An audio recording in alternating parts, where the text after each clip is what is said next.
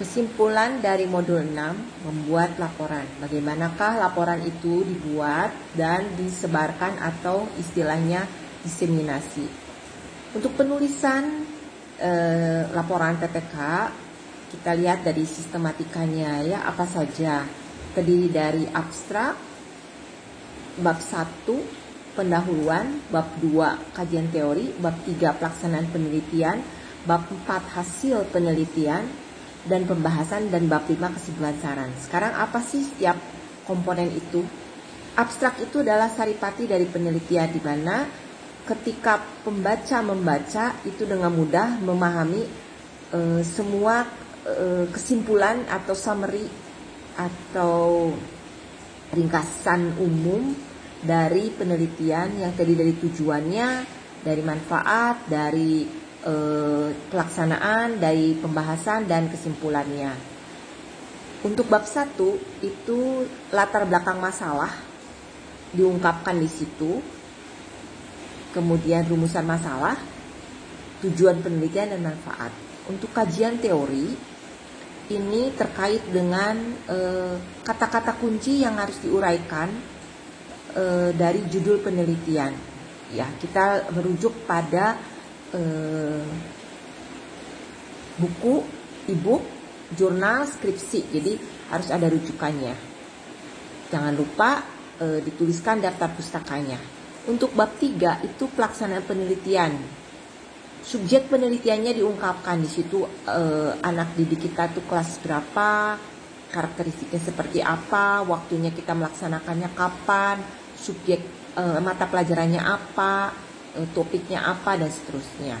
Nah, kemudian deskripsi per siklus. Jadi karena kita melakukan melalui PPK, makanya setiap siklus PPK itu diuraikan per tahap. Ya. Nah, untuk bab 4 hasil penelitian dan pembahasan itu berupa hasil penelitian, data-data yang sudah kita peroleh itu sudah dibuat dalam tampilan grafik atau tabel dan dinarasikan dan dibuat dalam bahasa kita sendiri yang mudah dipahami, sehingga hasil penelitian itu bisa dipahami oleh setiap orang per siklus ya.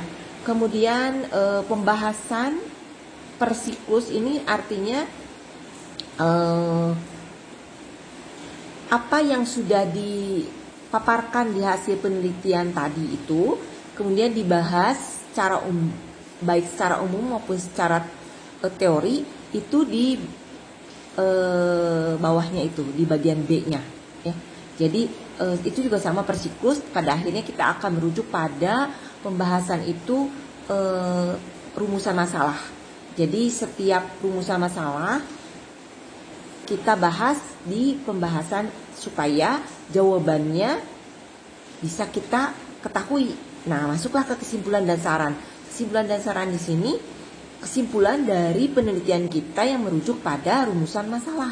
Jadi rumusan masalah tadi yang ada di bab 1 ini akan kita jawab ya, singkat, padat, tetapi jawabannya itu harus merujuk pada bab 4.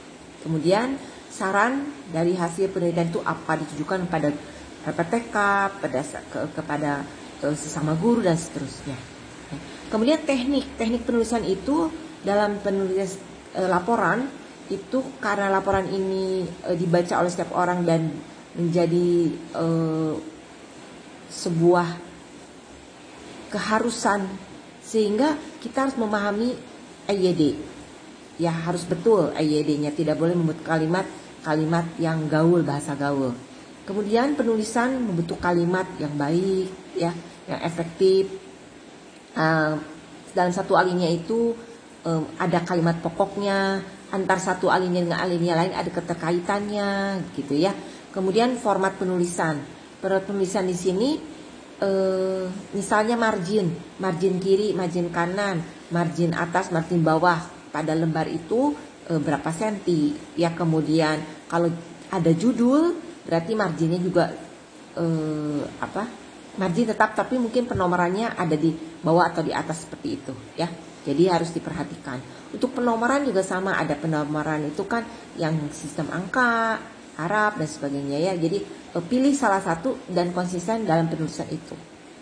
Kemudian untuk diseminasi itu ada tatap muka dan laporan. Kalau tatap muka itu dalam bentuk KKG, lesson study atau seminar ya. Tapi untuk laporan itu dan jurnal atau karya ilmiah yang sekarang Bapak Ibu juga lakukan. Oke, terima kasih.